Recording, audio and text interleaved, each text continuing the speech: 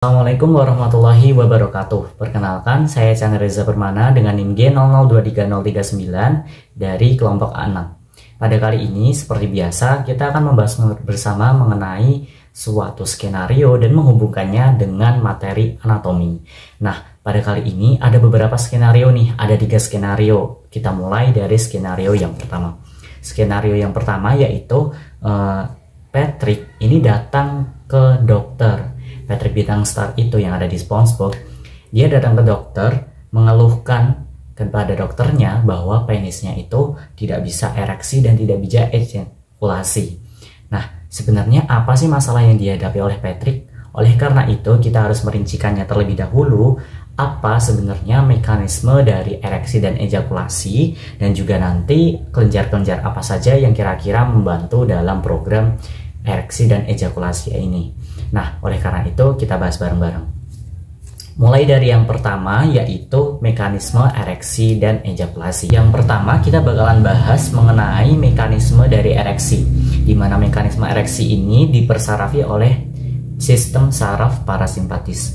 Nah, rangsang atau stimulus seksual yang nantinya itu terjadi itu akan diproses pada jaras supraspinal di area preoptik medial dan nukleus paraventricus di hipotalamus dan hipokampus yang merupakan pusat integrasi fungsi seksual dan ereksi.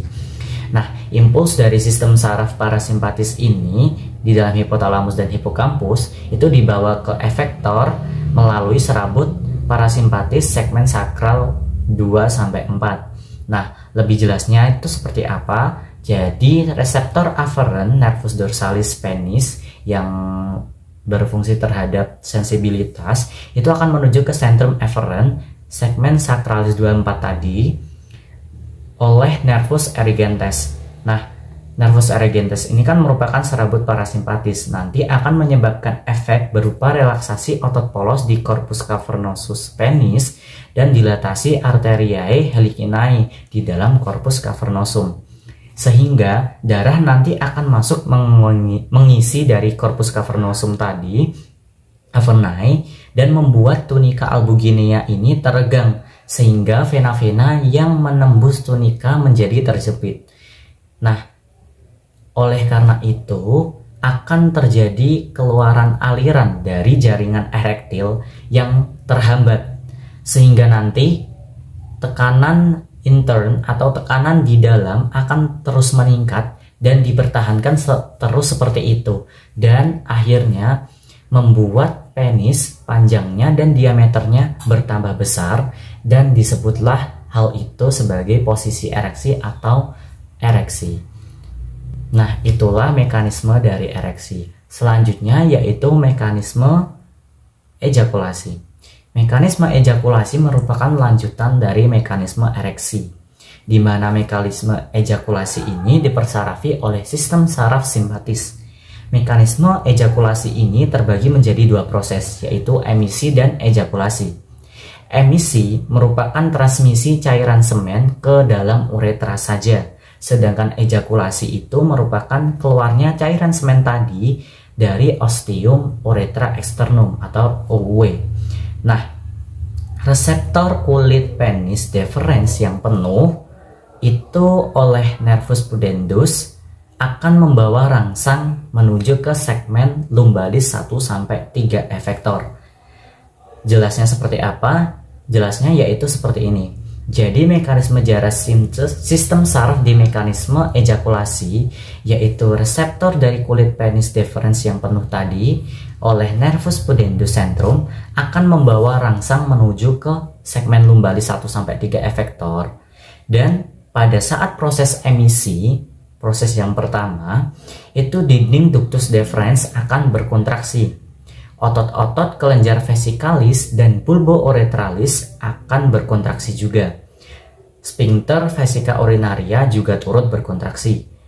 Nah, sedangkan pada proses ejakulasi itu akan menyebabkan kontraksi arteriae helicinae, sehingga nanti darah akan mengalir ke venula dan nanti akan menambah atau mendapatkan tambahan kontraksi dari musculus bulbospongiosus dan musculus ischiocavernosus.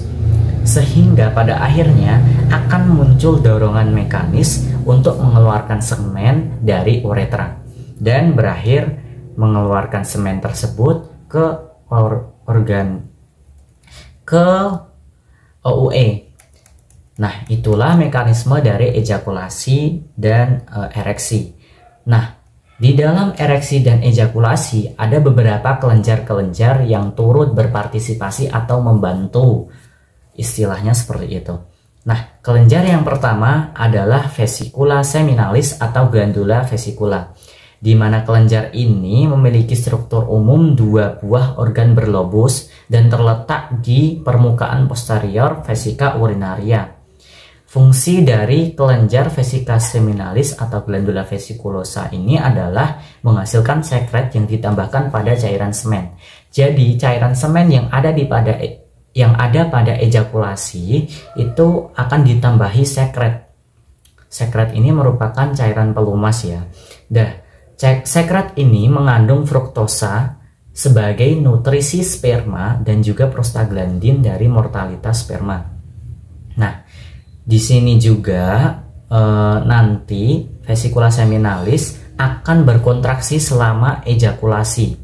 Di dalam berkontraksi, dia akan mendorong isinya ke ductus ejaculatorius sehingga nanti sperma akan keluar ke uretra. Dan nanti vesikula seminalis ini akan mengkoagulasi semen setelah ejakulasi terjadi. Nah, kelenjar selain vesikula seminalis ada juga kelenjar glandula prostat atau kelenjar prostat. Nah, dia memiliki struktur umum difiksasi oleh pubo prostatikum. Kelenjar prostat ini terletak di antara kolum vesikae dan diafragma urogenital. Dan di sini ada 5 lobulus dan juga 4 zona. 5 lobus ini terdiri dari anterior, medius, posterior, lateral, dan juga dextra sinistra. Sedangkan untuk 4 zonanya terdiri dari transisional, periuretral, sentral, dan periferal. Nah, kelenjar prostat ini berfungsi untuk menghasilkan cairan tipis seperti susu, yang dimana dia mengandung cairan asam sitrat dan fosfatase asam, di mana itu akan ditambahkan saat ejakulasi. Nah, di kelenjar prostat ini juga ada sekret yang bersifat alkalis.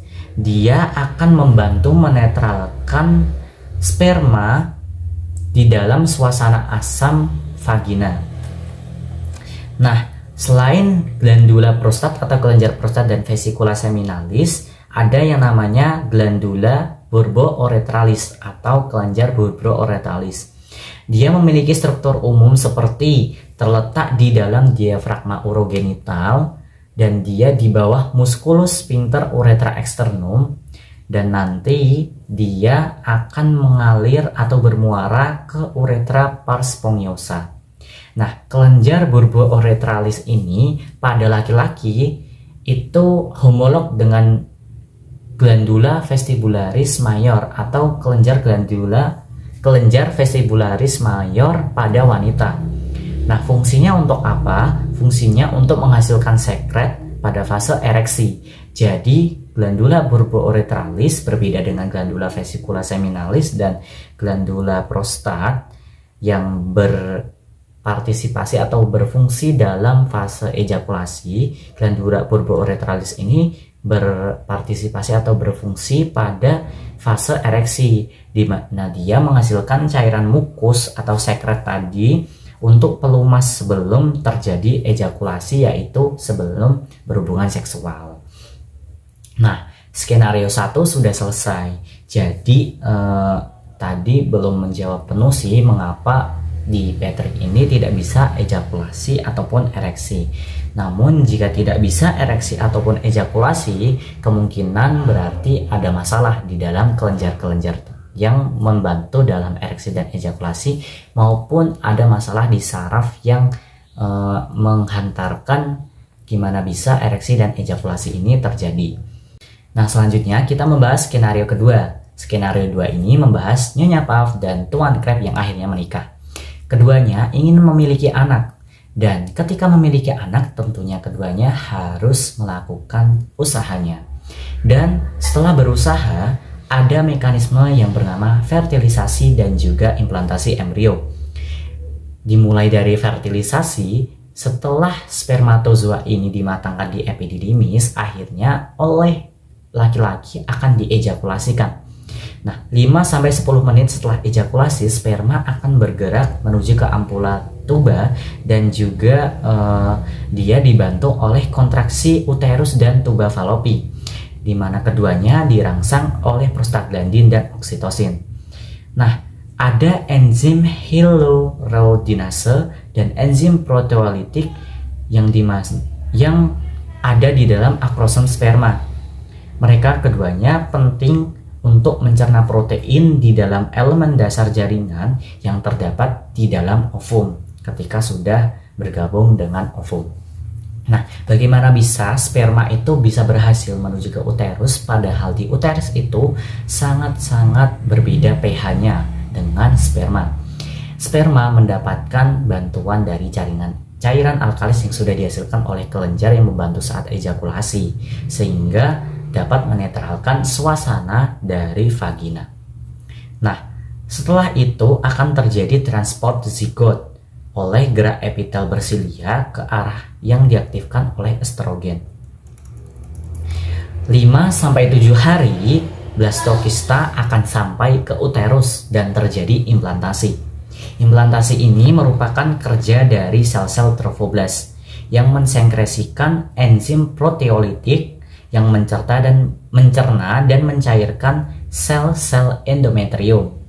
Nah, sel stroma endometrium ini dipengaruhi oleh progesteron. Dia akan berubah menjadi sel desidua, dan dia akan terus mensekresikan lebih besar lagi glikogen, protein, lipid, dan mineral, di mana semuanya tersebut, zat-zat tersebut sangat penting untuk menjadi nutrisi dan makanan embrio pada awal kehidupan atau pada 8 minggu usia kehamilan.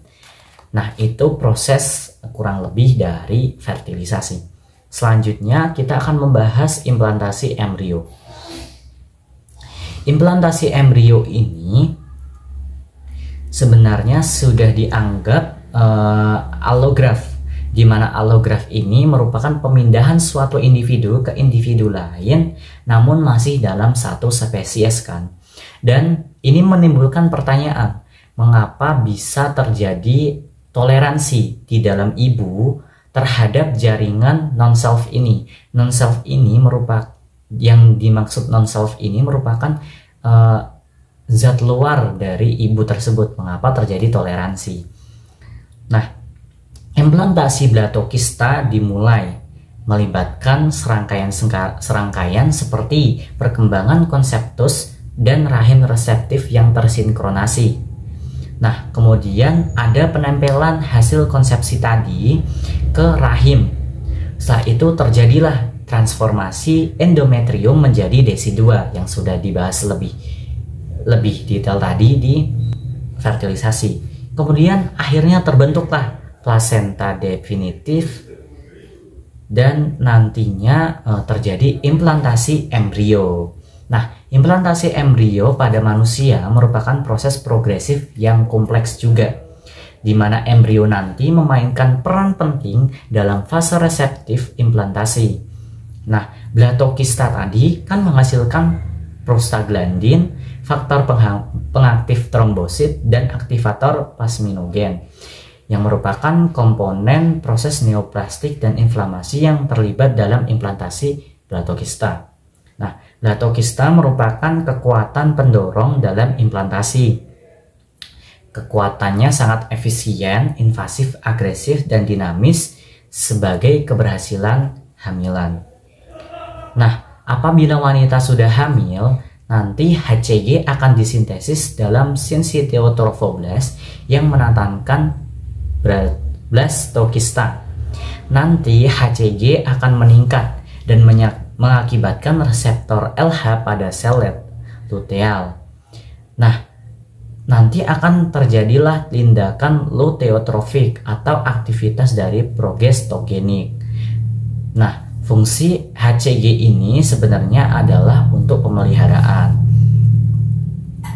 Lanjut, di mana ada hormon yang sangat penting di dalam implantasi embrio ini, yaitu progesteron. Progesteron berperan penting dalam mempersiapkan dan memelihara endometrium untuk penerimaan dan dukungan konseptif selama dan juga sesudah implantasi. Progesteron ini memiliki efek support ataupun dukungan langsung kepada trofoblas. Nah, di sini ada antiprogestin atau RU486 yang efektif mencegah implantasi dan juga menginduksi aborsi. Jadi dia sangat bertolak belakang dengan progesteron. Dan di sini antiprogesterin ini akan digunakan sebelum 5 minggu 9 dari periode menstruasi terakhir. Nah, lebih lanjut mengenai peran progesteron ini dan estradol dalam menyukseskan kehamilan, yaitu nanti akan mempersiapkan endometrium untuk implantasi embrio dan menstabilkan endometrium selama awal kehamilan. Nah, produksi progesteron plasenta itu sudah bisa terdeteksi sejak usia kehamilan 50 hari. Progesteron yang sebagian besar diproduksi oleh korpus luteum, nanti korpus luteum yang aktif selama lubang kehamilan. Nah, namun setelah 4-5 minggu perannya itu akan terbatas dalam memproduksi progesteron si korpus luteum ini. Akhirnya nanti plasenta muncul sebagai sumber utama sintesis progesteron. Dan nanti konseptus manusia akan menunjukkan emansipasi endokrin yang luar biasa. Nah, ada fun fact juga, pasien yang ovariumnya ini sudah diangkat pada awal kehamilan akan menunjukkan bahwa plasenta mampu mensintesis tingkat progesteron yang memadai dan mendukung dalam 5-6 minggu. Nah, itu mengenai sedikit fertilisasi dan implantasi embrio. Selanjutnya kita membahas skenario ketiga. Skenario ketiga yaitu membahas SpongeBob. SpongeBob pergi ke dokter dan dia mengeluhkan bahwa pipis dia yang keluar akhir-akhir ini tuh sangat sedikit. Nah, oleh karena itu di sini kita akan membahas kenapa sih bisa sangat sedikit seperti itu, di mana kita akan mendetailkan dari yang pertama kita harus mencari tahu terlebih dahulu bagaimana aliran urin dari awal hingga akhir dan bagaimana itu berkemih. Nah, kita mulai dari bagaimana urin itu diproduksi dari awal sampai dikeluarkan di OUE. Nah, di mana urin ini pertama kali akan diproses di ginjal. Di ginjal ini yang dimana dia itu memiliki dua struktur, yaitu korteks dan juga medula, di mana korteksnya terdiri dari columna renalis Bertini, arcus corticalis, dan di medula ginjalnya terdiri dari piramidis renalis, papilla renalis, calyx minor, calyx mayor, pelvis renalis, sinus renalis, dan foramina papillaria. Di ginjal ini ada beberapa proses. Yang pertama yaitu filtrasi, di mana filtrasi ini penyaringan. Filtrasi ini merupakan proses pembentukan urin yang paling awal, di mana dia akan menyaring darah yang memasuki ginjal dan pembuluh darah. Nah, fase ini itu terjadi di badan Malpighi atau tepatnya di kapsula Bowman dan glomerulus. Nah, glomerulus sendiri ini memiliki fungsi yang detail, yaitu sebagai menyaring semua zat yang larut dalam darah dan akan mengeluarkan cairan sekaligus elektrolit yang berlebihan di dalam tubuh. Nah, di sini ada beberapa zat yang bisa melalui penyaringan tersebut atau lolos dari penyaringan di glomerulus, yaitu zat-zat yang memiliki molekul-molekul kecil seperti air, garam air, urea, amonia, glukosa, ion anorganik. Nah, semua zat tersebut disebut sebagai filtrat glomerulus atau urin primer.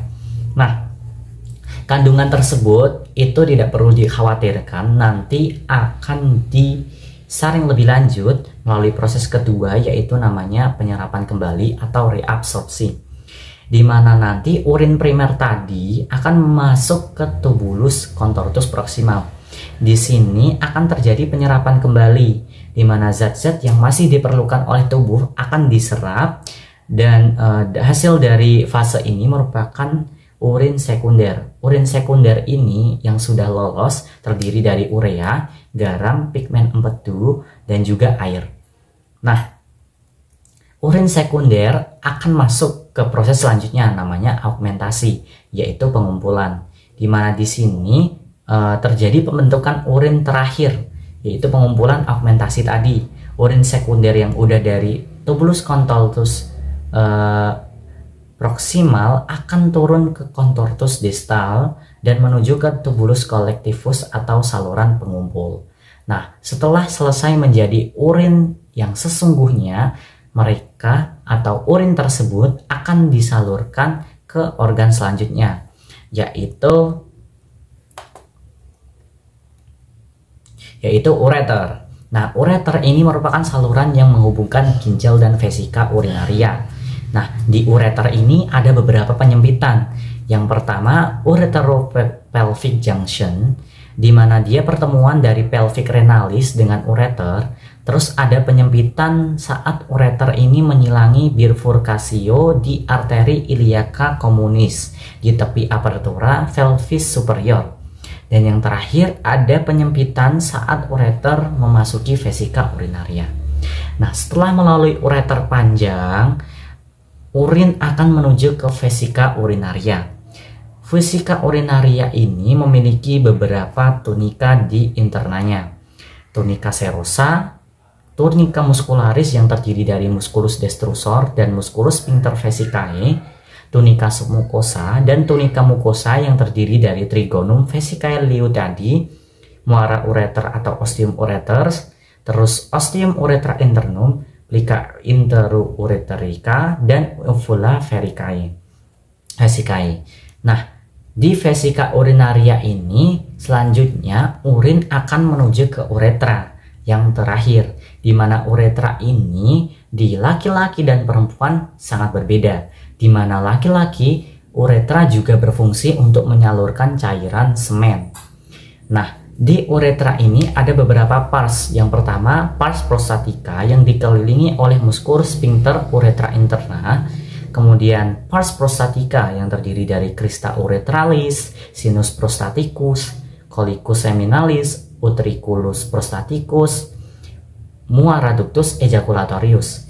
Setelah pars prostatica ada pars membranosa dan diakhiri oleh pars spongiosa.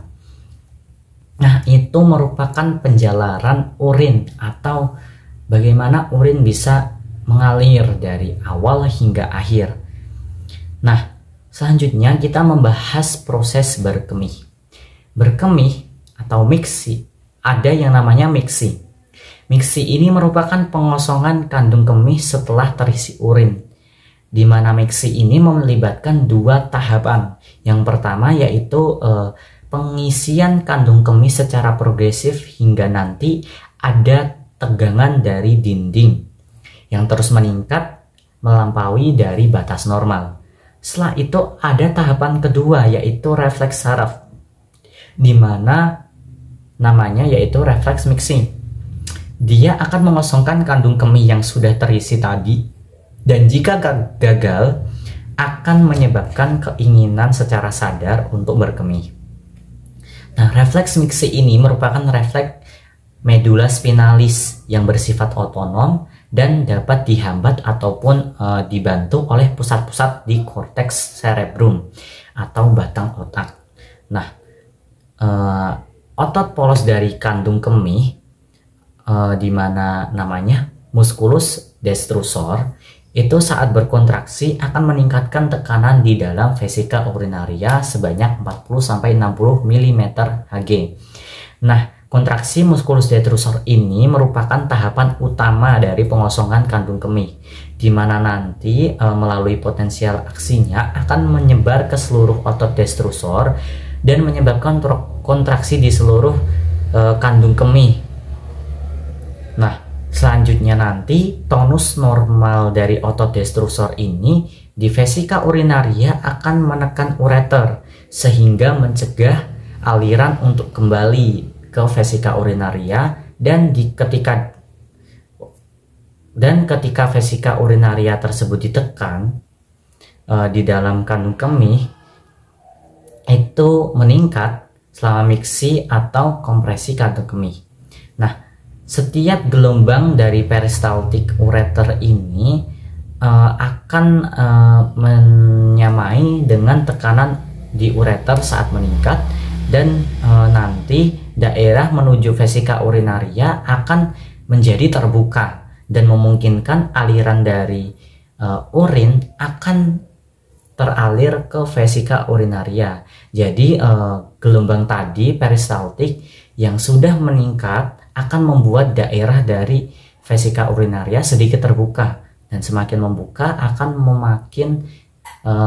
membuat kemungkinan besar aliran urin akan mengalir ke vesika urinaria, di mana jarak tempuh ureter ke vesika urinaria ini lebih pendek dari normal, sehingga kontraksi vesika urinaria selama miksi ini tidak selalu menyebabkan oklusi ureter, dan akibatnya nanti sebagian urin di vesika urinaria akan didorong ke belakang arah ureter, yang akan menyebabkan pembesaran ureter hingga berakhir kerusakan ginjal karena tekanan di dalam koalisis ginjal dan struktur medula ginjal yang meningkat.